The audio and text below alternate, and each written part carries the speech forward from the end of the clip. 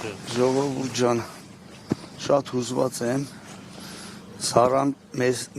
մեզանից բոլորիցս գնաց, հայազգից,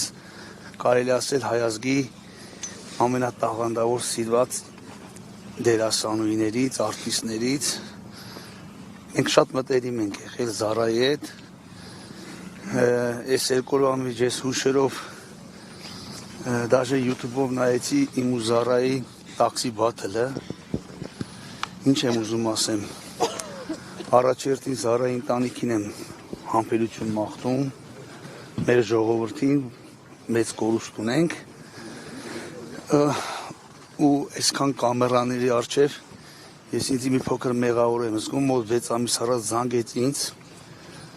գոված,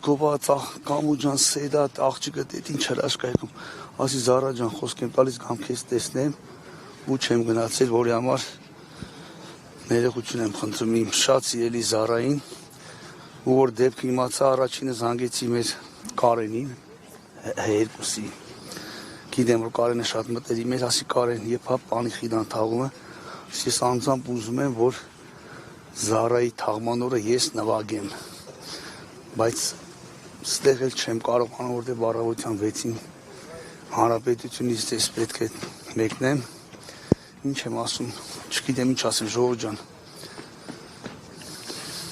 այսքան է երևի։ Շնորհակալություն։